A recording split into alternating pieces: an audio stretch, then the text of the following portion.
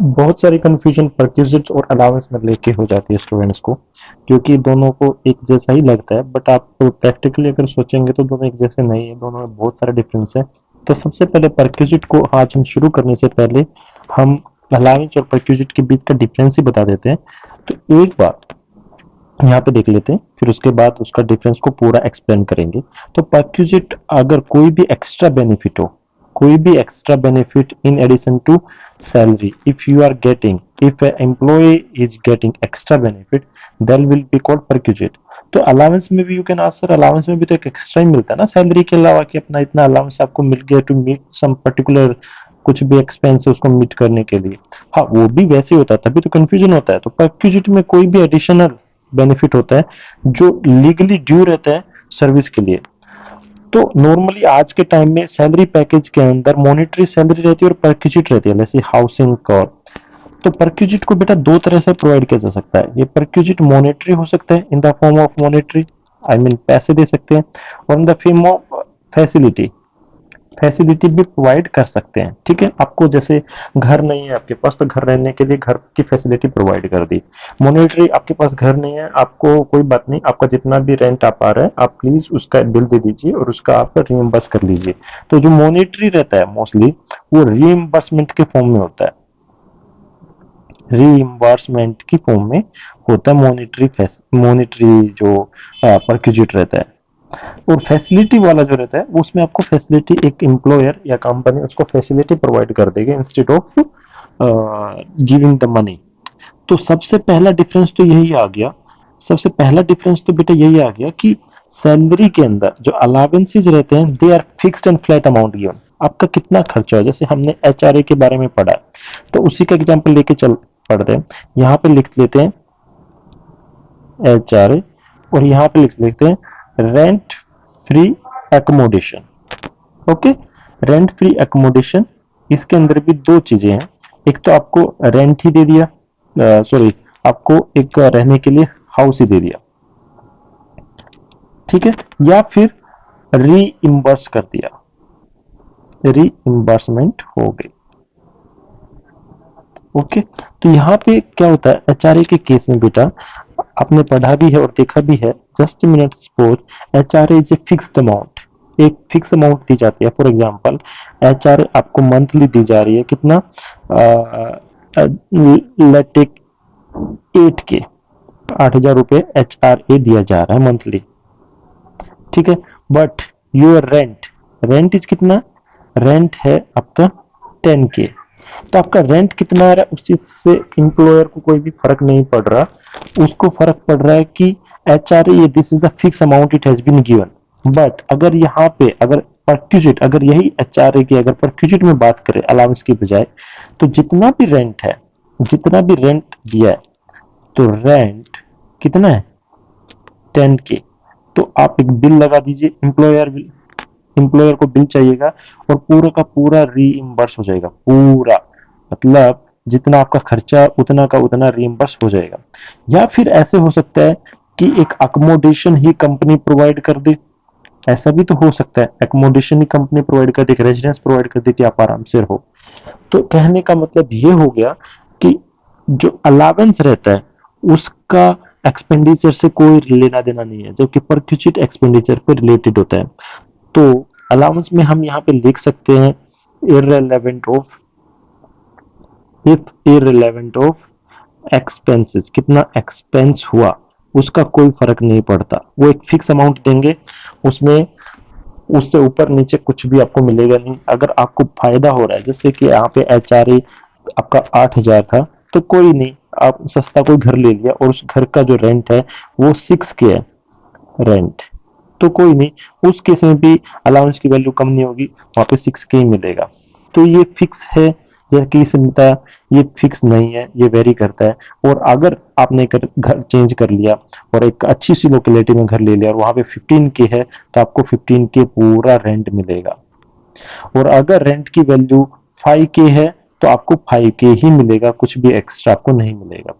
तो in the same way यहाँ पे एचआरए में जब 8K एचआरए मिल रहा है, उस चीज पे डिपेंड नहीं करता कि एम्प्लॉय पे कितना खर्चा आ रहा है। तो this is the major difference. यहाँ पे आपको in the case of allowance HRA की एक अपफ्रंट पेमेंट कर दी जाती है शुरू में। यहाँ पे in the case of perquisite उसकी पेमेंट आप बिल प्रोड्यूस करो अपफ्रंट नहीं होती, या फिर आपको एक फैसिलिटी प्रोवाइड कर देंगे, जबकि अलावेंस में ऐसा कोई फैसिलिटी प्रोवाइड नहीं हो रही थी। तो that is one of the major difference. एक एग्जांपल और लेके करते हैं, जैसे कि हमने देखा next example is travel allowance. Travel allowance basically घर से ऑफिस, ऑफिस से घर के जाने के लिए दिया जाता है, और वो एक टैक्सेबल फॉर्म में रहता है ट्रैवल अलाउंस। तो चलो ठीक है, कोई नहीं, आपके घर और ऑफिस के बीच की जो डिस्टेंस है, ट्रैवल अलाउंस के बारे में पढ़ रहे हैं, उनकी डिस्टेंस छोड़ो, वहां का डेली का आपका महीने का खर्चा 5K है, और 2K आपको ट्रैवल अलाउंस मिल रहा है, but this is the expense. तो एक्सपेंस का मैंने बताया कि allowance is not related to expense, ये 2K ही मिलेगा। बट यहाँ पे in the case of perquisite, perquisite में तो उसमें टैक्सी का बिल कितना आ रहा है, जो महीने का टैक्सी का बिल मान लो कि 3K आ रहा है, तो टोटल आप बिल रीइंबर्स कर सकते हो, पूरा का पूरा अमाउंट आपको कंपनी या फिर कौन दे देगा, एम्प्लॉयर दे देगा। तो दैट इज द परक्यूजिट। या फिर ऐसे भी हो सकता है कि वो एक फ्री कैब सर्विस, कंपनी की कैब की सर्विस या बस एम्प्लॉयज के लिए वहां पे एम्प्लॉय कर सकते हैं, तो उससे क्या रहेगा, उसको बोलेंगे फैसिलिटी, जबकि अलाउंस के केस में सच कोई भी फैसिलिटी नहीं होता है। The same way lunch allowance, lunch allowance में कितना खाना आपको खाना है, कितने रुपए का खाना खाना है। मान लो कि एक थाली का खाना आपको 500 रुपीज पर डे का पड़ रहा है, और आपको अलाउंस मिल रहा है सिर्फ पर डे का 100 रुपीज। तो यहाँ पे देखो खर्चा ज्यादा है और जो अलाउंस है वो कम है। या फिर अगर यहाँ पे 50 रुपए की आपको थाली मिल रही है, तो यहाँ पे खर्चा कम है, अलाउंस ज्यादा है, तो इसमें खर्चे से कोई भी लेना देना नहीं रहता, खर्चे के ऊपर डिपेंड नहीं करता। तो टोटल इसके अंदर आपको 100 रुपीज ही मिलेंगे, चाहे आपका खर्चा कितना भी हो। एक फिक्स अमाउंट है, फिक्स अमाउंट पर डे की आपकी 100 रुपीज है, एक महीने के 30 दिन के अगर हिसाब से चलो तो 3,000 रुपये आपको मिलेंगे। खर्चा इंप्लॉय कितना भी करे, एसएससी कितना भी करे, उस चीज से कोई फर्क नहीं पड़ता। But it is not there in the case of perquisite. If one month का expense for the food expense, lunch expense is total just minutes was 4,500 rupees, तो that completely total 500 rupees will be reimbursed, और पूरा का पूरा benefit मिल जाएगा आपको, पूरा का पूरा। तो ये this 4,500 is the amount of perquisite, here 100 rupees is the amount of allowance। In the same way they can open A hotel, उनका होटल हो सकता है और वहां पे आप जाके खाना खा सकते हो फ्री ऑफ कॉस्ट। तो ये एक फैसिलिटी प्रोवाइड कर दी फॉर दैट परक्यूजिट। तो अब होप करता हूं कि आपको ये समझ में आ गया कि what is the difference between perquisite and allowances। Now move to perquisite। perquisite we are going to study now। तो perquisite का मैंने बता दिया, it should be in the monetary form और इधर इन द फैसिलिटी, दो तरह से हो सकता है। और कोई भी एक्सपेंस अगर ऑफिस डिस्चार्ज के लिए, ऑफिशियल ड्यूटी को डिस्चार्ज करने के लिए खर्च हुआ, उसका रिइंबर्स किया गया, तो वो परक्यूजिट नहीं होगा। फॉर एग्जाम्पल जस्ट सपोज आपकी कंपनी के अंदर स्टेशनरी का सामान है, आपको पेन चाहिए और वो ऑफिस पर्पज के लिए है, पेन के साथ बाकी स्टेशनरी एक्सपेंसेस चाहिए, कुछ भी अगर ऑफिस एक्सपेंस के लिए है, तो उसका रीइंबर्स, कंपनी ने पैसे दिए नहीं बट आपने अपनी जेब से पैसे भरे और उसका बिल आपने पुटअप किया, बिल पुटअप किया रीइंबर्समेंट के लिए। जब रीइंबर्स हो जाएगा तो डिपार्टमेंट ऐसे नहीं बोलेगा कि, इनकम टैक्स डिपार्टमेंट ऐसे नहीं बोलेगा कि ठीक है बेटा ये आपको परक्यूजिट मिल गया, नहीं, ये कोई भी पर्क हमें मिला नहीं है, एसएससी को मिला नहीं है, क्योंकि this expense is happen during the discharge of the duty. Official duty को डिस्चार्ज करने के लिए जो भी होगा उसको परक्यूजिट नहीं माना जाएगा। और अब परक्यूजिट बहुत तरीके से मिल सकता है, तो उसकी टैक्सेशन की बात करते हैं। अगर there is employer employ relation, तो डेफिनेटली वो सीधी सी बात है, द मेन ब्रह्मास्त्र है, ये रामबाण है। अगर एम्प्लॉयर एम्प्लॉय रिलेशन है तो there will be taxable as salary, but during the profession as well you can receive the perquisite, तो that will be the perquisite chargeable under head PGBP. PGBP में इसको परक्यूजिट मिलेगा। For example जैसे मैंने salary का chapter शुरू किया था तभी मैंने बताया था, एक टीचर एक जगह पे जॉब कर रहा है, एक स्कूल में, तो उस स्कूल में जाने के लिए उसको टैक्सी की सर्विस प्रोवाइड करा दी जाती है, तो उसको बोलेंगे हमें एक परक्यूजिट मिला, that will be the part of the salary, because school और टीचर के बीच में एक एम्प्लॉयर एम्प्लॉय वाला रिलेशनशिप है। बट अगर कोई यूनिवर्सिटी उसको बोलती है टीचर को कि आप प्लीज हमारे लिए ये एग्जाम कंडक्ट कराना है और आप इसके लिए आ जाइए, हम आपको गाड़ी की फ्री सर्विस प्रोवाइड करेंगे, in that case that will be chargeable under head PGBP, because उस केस में एम्प्लॉयर एम्प्लॉय का कोई भी रिलेशन नहीं है। तो ये बात समझ लेने की, अगर एम्प्लॉयर एम्प्लॉय का रिलेशन है for the SSC and the employer, SSC and the main company and the person, then it will be taxable as the salary, otherwise it will go under PGBP. तो perquisite will be taxable as the legal origin. Perquisite should be earned from a legal way. कोई भी unauthorised advantage ले लिया employ ने और employ ने ले लिया, एम्प्लॉयर को पता भी नहीं, एम्प्लॉयर की सैंक्शन है ही नहीं, तो वो परक्यूजिट नहीं होगा। जस्ट मिनट सपोज कि आपने वहां से कंपनी से कोई भी परक्यूजिट, उसको गाड़ी ली, आपने कुछ भी यूज किया या फिर कंपनी का कोई भी बेनिफिट आपने लिया, बट एम्प्लॉयर की परमिशन के बिना नहीं है, वो लीगली उसके लिए आप अलाउड नहीं है, तो लीगल ओरिजिन होना चाहिए। That is the main thing. ये आपको याद करके रखना है, ये चीजें समझ के रखनी है जो प्रैक्टिकल लाइफ में बहुत काम आने वाली है। तो कोई भी अनऑथराइज्ड एडवांटेज अगर किसी एम्प्लॉय ने लिया है तो उसका बेनिफिट परक्यूजिट नहीं माना जाएगा। ठीक है, तो एक एग्जांपल देखते हैं। Mister A is an employ, is given house by the employer, एक हाउस मिला है उसको, घर मिला है।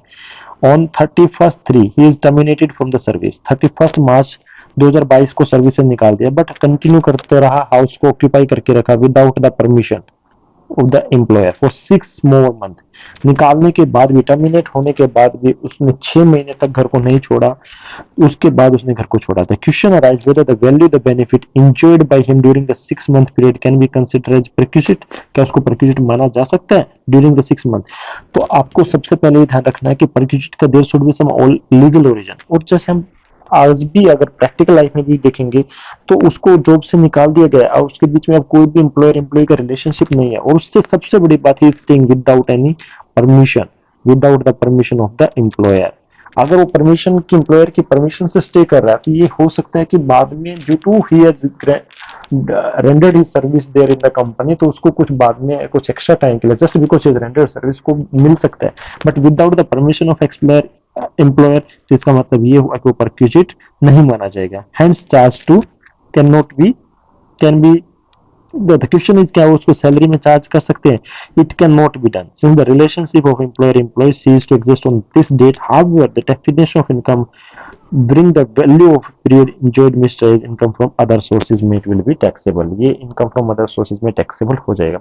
तो अब जैसे हमने अलाउंस के केस में देखा था, अलाउंस में हमने देखा था कि one is fully taxable, another one is fully exempt, then third one is partially taxable. Some part will be allowed as partially, some part will be allowed as exempted and some part will be taxable. In the same way allowance को हमने ऐसे categorise किया था 3 part में, but यहाँ पे perquisite को भी हमने 3 पार्ट में कैटेगराइज किया है, बट उसको थोड़ा सा अलग तरीके से किया है।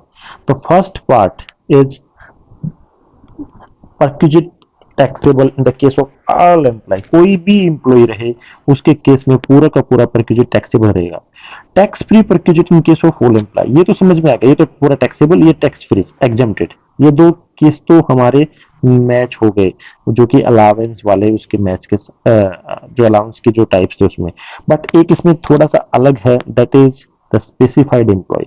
Perquisite taxable only in hand of specified employees. Specified employees कौन से होते हैं, उनके बारे में जब हम इसके बारे में पढ़ेंगे तो उसके बारे में डिस्कस करेंगे। ठीक है, यहाँ तक आपको समझ में आ गया। Perquisite is also one type of benefit granted to the employ in addition to the salary. और उसमें भी कुछ परक्यूजिट हमेशा की तरह टैक्सेबल रहते हैं, कुछ उसमें टैक्सेबल नहीं रहते। बट आपको मैं एक बात बता देता हूँ, अलावेंस और परक्यूजिट में से अगर दोनों में से अगर कोई बोले आपको क्या मिला, तो परक्यूजिट में ज्यादा एग्जेम्प्ट मिलता है, ज्यादा डिस्काउंट मिलता है, ज्यादा छूट मिलती है टैक्स की, ज्यादा एग्जेम्प्टेड रहता है इन सम केस में, most of the cases. But कुछ केसेस में अलाउंस भी रहता है, but most of the cases में परक्यूजिट। तो परक्यूजिट की वैल्यू ज्यादा हमेशा होनी चाहिए कंपेरेटिवली अलाउंस। अगर सैलरी स्लिप में अगर उसका स्ट्रक्चर भी ऐसे करे तो उसमें परक्यूजिट ज्यादा होना चाहिए कंपेरेटिव अलाउंस। वो हम देखेंगे क्यों होना चाहिए, वो सब हम पूरा डिटेल में इसके अंदर पढ़ेंगे।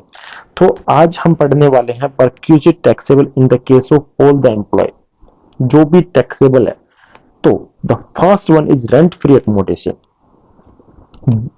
Rent free accommodation, value of rent free accommodation provided to the SSC by his employer. Rent free accommodation देखा जाए तो ये क्या है, एक प्रकार की फैसिलिटी है.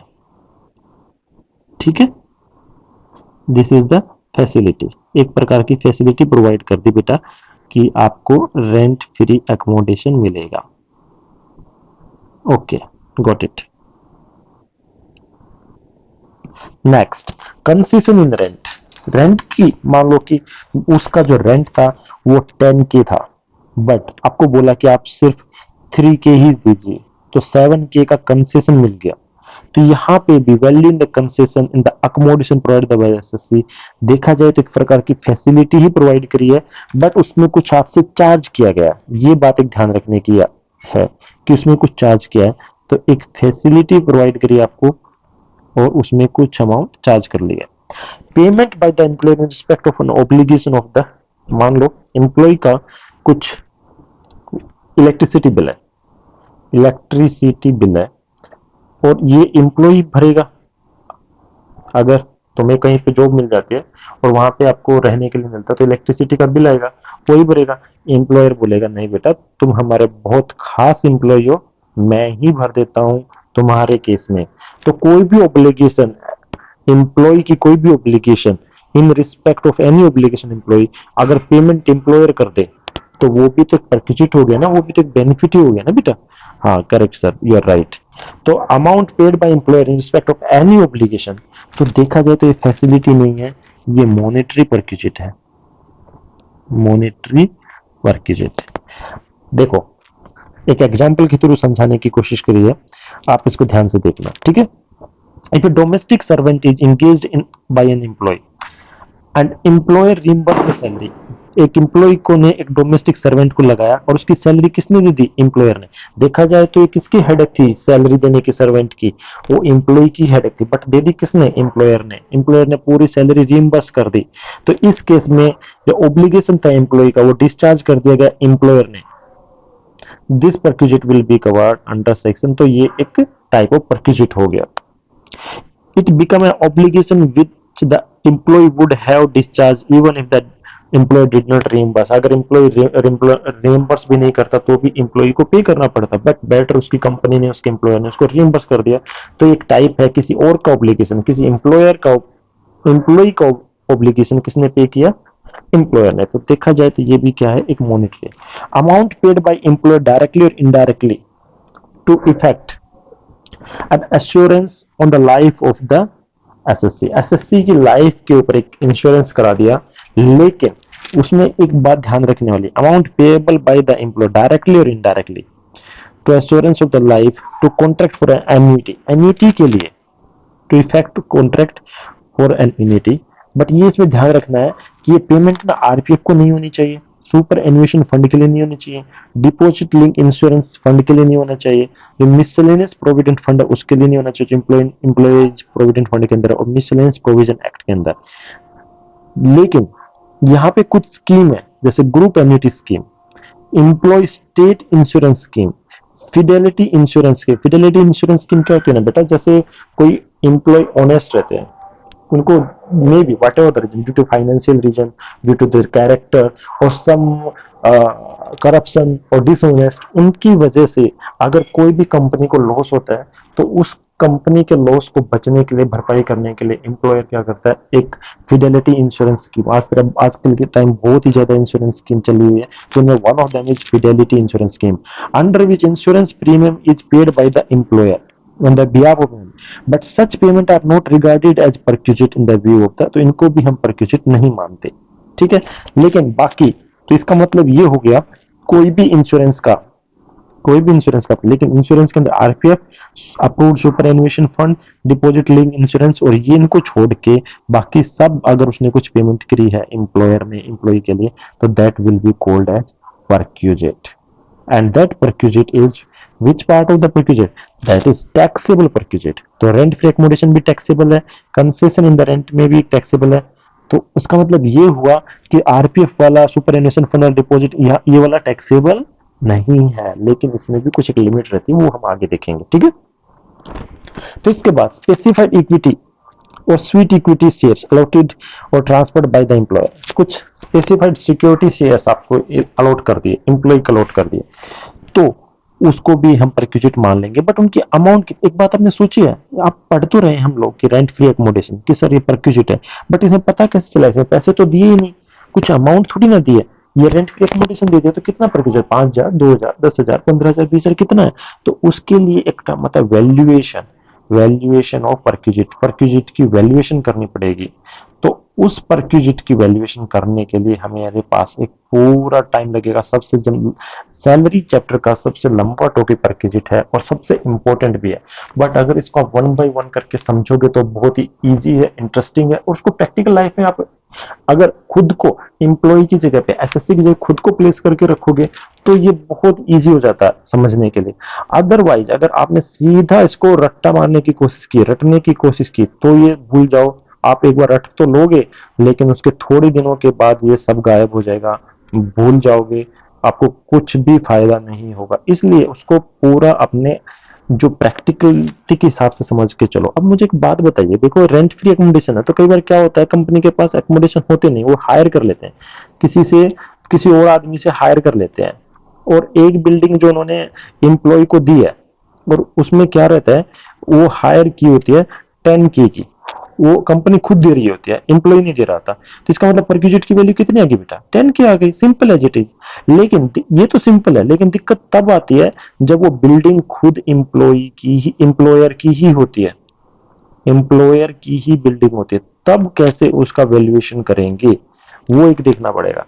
तो इस केस के लिए वैल्यूएशन वाला एक चैप्टर इसके आगे टॉपिक रहेगा, वो बहुत इंपॉर्टेंट है। In the same way concession in rent, rent में कंसेशन तो दे दिया, तो बाकी का बचा, मान लो कि 1 मिनट के लिए एक वही लीज पे लिया हुआ है या रेंट पे लिया हुआ है, उसके लिए 10K दे रहा है और कंसेशन के लिए 3K आपको बोल दिया, तो बाकी के कितना बचा, 7K, तो 7,000 is the value of the perquisite. But हमें ये अमाउंट निकालना, 10K निकालना, वो एक बड़ी हेडिक रहेगी, वो एक बड़ी चीज रहेगी, बट बहुत इंटरेस्टिंग है, आपको समझ में आएगा, उसमें कुछ लॉजिक भी है, ऐसे ही नहीं कि आपको कुछ रटना पड़ेगा। बट आपको ये पूरा चैप्टर यहाँ से शुरू किया है, उसमें से कुछ भी मिस करने की जरूरत नहीं है। टैक्स में क्या रहता है ना, देखो आप ऑडिट कर रहे हो या फिर ऑडिट का कुछ पढ़ रहे हो या फिर और लॉ का कुछ कर रहे हो, तो उसमें ना हर दिन एक नया टॉपिक रहता है, बट यहाँ पे टैक्स में क्या रहता है कि हर दिन नया टॉपिक नहीं रहता, आपको पीछे वाले से रिलेट करके ही आगे वाले तक पहुंच सकते हो। तो इसलिए पहले की जो चीजें होती है ना, जो बेसिक चीजें होती है वो समझनी जरूरी है, उसके बाद आगे वाली चीजें जो हार्ड भी रहेंगी या लेंथी भी, हार्ड नहीं बोलेंगे, लेंथी रहती है, तो इसकी वजह से हमें हार्ड लगने लग जाती है। बट अगर उसको लॉजिक के हिसाब से समझेंगे तो कभी भूलेंगे भी नहीं, एक दो बार अगर रिवाइज करेंगे और सम्स निकालेंगे, सम निकालने के बाद वो कभी भी दिमाग से जाएगी नहीं। तो ठीक है, अब हम टैक्सेबल जो परक्यूजिट रहते थे उसके बारे में पढ़ रहे थे। फिर कोई भी अमाउंट, नेक्स्ट, अगर एनपीएस में, रिकॉग्नाइज्ड प्रोविडेंट फंड में, जो प्रोविडेंट फंड होता है ना, ग्रेचुइटी, एन्युटी, उसके बारे में पूरा डिटेल में, रिटायरमेंट बेनिफिट को कैसे निकालना, कितना अमाउंट एग्जेम्प्टेड का, कितना नहीं, पूरा डिटेल में हम पढ़ने वाले हैं, तो don't worry about that. But ये याद रखो, परक्यूजिट की बात याद रखो कि कोई भी एग्रीगेट अमाउंट, कोई भी कंट्रीब्यूशन किया है एम्प्लॉयर ने एसएससी के अकाउंट में, किसके लिए, किसके भी आपने, प्रोविडेंट फंड के लिए, एनपीएस के लिए और अप्रूव्ड सुपर एन्युएशन फंड के लिए, इन सब चीजों के लिए किया है, तो उस केस में पूरा का पूरा परक्यूजिट टैक्सेबल, टैक्सेबल नहीं रहेगा। अप टू 7,50,000 टैक्सेबल रहेगा बेटा, उससे ज्यादा अमाउंट अगर मान लो उस एम्प्लॉयर ने, अगर एम्प्लॉयर ने 10 लाख कंट्रीब्यूट किया है, 10 लाख कंट्रीब्यूट किया है, तो अप टू 7.5 लाख का तो परक्यूजिट रहेगा टैक्सेबल, नॉन टैक्सेबल सॉरी, इतने पे तो टैक्स लगेगा नहीं, बचा कितना, बच गया 2.5 लाख, वो रहेगा taxable. As simple as it is, ये इसमें लिखा है, to the extent of 7,50,000, this is section 17(2) और रोमन में 7। फिर क्या रहता है, annual accretion to the balance of the NPS, NPS के हर साल आपको पता है, हर साल एनपीएस में कंट्रीब्यूट करते हैं, तो इंटरेस्ट, डिविडेंड, और इस इंटरेस्ट डिविडेंड ये सब अक्यूमुलेट होते रहते हैं, तो इनमें से भी इंटरेस्ट और डिविडेंड देखो हमेशा उसके अंदर दो जनों का कंट्रीब्यूशन रहता है, इंप्लॉय का और इंप्लॉयर का। तो सिर्फ एम्प्लॉयर वाले पार्ट को, इस वाले पार्ट को परक्यूजिट एम्प्लॉय का ही कंट्रीब्यूशन है, तो ये परक्यूजिट माना ही नहीं जाएगा। इसको ही सिर्फ एम्प्लॉयर को ही परक्यूजिट माना जाएगा। अब उसको भी कैसे कैलकुलेट करना है, उसके लिए भी पूरा प्रोसेस है, उसके ऊपर पूरी हम एक क्लास लेंगे पूरे, क्योंकि एक अच्छा टॉपिक उसके अंदर सम्स कराएंगे तो आपको अच्छे से समझ में आ जाएगा। फिर लास्ट में बचता है जो टैक्सेबल वाले जो पार्ट है, जो टैक्सेबल परक्यूजिट है, उसके अंदर लास्ट में, सबसे लास्ट में आता है एनी अदर फ्रिंज बेनिफिट और एम्यूनिटी, कोई भी दूसरी सुविधाएं और फ्रिंज बेनिफिट, वैल्यू और the value of any fringe benefit और एम्यूनिटी में बी प्रिस्क्राइब्ड बाय सीबीडीटी, और सेक्शन ये दिया हुआ है। तो रूल 37 उसके बारे में बताता है बेटा। Rule 37 prescribe the following benefit और एम्यूनिटी टैक्सेबल, टैक्सेबल रहेंगी। तो इंटरेस्ट फ्री और कंसेशनल लोन, अगर कोई लोन मिलता है एम्प्लॉयर से और इंटरेस्ट फ्री रहता है, तो that interest part, that will be the part of, और जो कंसेशनल लोन है, छूट में मिल गया कुछ, जितना इंटरेस्ट लेना चाहिए उतना नहीं लिया, तो जितने का भी बेनिफिट आपको हुआ, that will be called perquisite and that will be taxable. Travelling tour and accommodation, travelling tour and accommodation, free और कंसेशनल फूड और नॉन अल्कोहलिक बेवरेज, कोई भी फ्री फूड आपको मिलता है और कोई भी कंसेशनल फूड मिलता है, गिफ्ट वाउचर और टोकन। कई बार क्या रहता है ना कि गिफ्ट आपको दे देते हैं कि चलो भाई आप मूवी की टिकट मिल गई, वाउचर मिल गया, टोकन मिल गया, वो सब भी। क्रेडिट कार्ड का एक्सपेंस, क्रेडिट कार्ड का एक्सपेंस, वो एम्प्लॉयर इतना धनवान है, इतना आपसे खुश आपके काम से, you are a valuable asset to him, वो बोलता है कि चलो ठीक है छोड़ो सब, जो भी क्रेडिट कार्ड का खर्चा मैं भरूंगा। क्लब का एक्सपेंडिचर, कई बार क्या होता है ना, जैसे कई क्लब्स में एंट्री, जैसे क्लब महिंद्रा रहता है टूरिज्म के लिए, वहां पे जाके क्लब की मेंबरशिप दे दी, तो कई बिग बिग सिटी जो गुड़गांव है, बैंगलोर है, हैदराबाद, वहाँ पे क्लब रहते हैं, हेल्थ क्लब रहते हैं, तो वहाँ पे जाके आप हेल्थ से रिलेटेड, नेचुरल से रिलेटेड नेचर क्लब रहते हैं, तो बहुत तरह के क्लब रहते हैं, तो क्लब का एक्सपेंडिचर भी वो करेंगे। Use of movable asset, motor car आप यूज कर रहे हो, ट्रांसफर ऑफ मूवेबल एसेट, कोई मूवेबल एसेट आपको दे ही दिया, कार आपको दे ही दी, तो उस केस में ये सब टैक्सेबल बेनिफिट रहेंगे। और अदर बेनिफिट और एम्यूनिटी, उनका वैल्यूएशन हम थोड़ी देर में आने वाले वीडियोस में उनको डिस्कस करेंगे। तो आपको ये समझ में आ गया कि जो टैक्सेबल परक्यूजिट हैं उसके अंदर बेसिकली कितने आते हैं, 1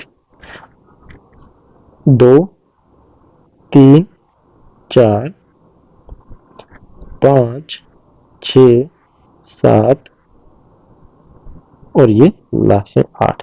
तो 8 परक्यूजिट ऐसे हैं जो टैक्सेबल रहेंगे in case of all the employ, सब एम्प्लॉय के केस में। आज हम वीडियो में सिर्फ इतना ही पढ़ेंगे, उसके बाद हम पढ़ने वाले हैं जो आने वाले वीडियोस में अंदर जो टैक्स फ्री परक्यूजिट, जो इतना इंपॉर्टेंट नहीं है, जो टैक्सेबल परक्यूजिट सबसे ज्यादा इंपॉर्टेंट है, ये सबसे ज्यादा इंपॉर्टेंट है, very very important, very very important बेटा, वेरी वेरी इंपॉर्टेंट। फिर उसके बाद रहेंगे perquisite taxable in the case of specified employees only, जो स्पेसिफाइड एम्प्लॉइज के केस के ही रहेंगे। तो हम पहले इसके बारे में डिस्कस करेंगे, फिर उसके बाद वैल्यूएशन शुरू करेंगे कि उनकी वैल्यू कैसे निकालनी परक्यूजिट की। जैसे अलाउंस में तो ऑलरेडी हमें वैल्यू पता रहता था, और एचआरए जो हमने पढ़ा, एचआरए के अंदर भी हमें पता था कि इनमें से 3 अमाउंट है, 3 में से आपको लेना है, तो अलाउंस की फिक्स अमाउंट रहती थी, फ्लैट अमाउंट रहती थी, तो उसके अंदर वैल्यूएशन निकालना बहुत ईजी था, तो कोई टफ नहीं था। यहाँ पे परक्यूजिट में वैल्यूएशन निकालना ही सबसे गेम, जो मेन गेम है वही है। तो हो करता आपको समझ में आ गया होगा। और कोई भी डाउट हो तो आप पूछो बिना झिझक के, कमेंट सेक्शन में लिख सकते हो, कहीं से भी समझ में नहीं आया तो, क्योंकि आगे का समझ में नहीं आएगा। अगर ये सब चीजें आपको कहीं पे भी डाउट है तो पूछ सकते हो। और आप पढ़ते रहिए और अपना सेहत का ध्यान रखिए।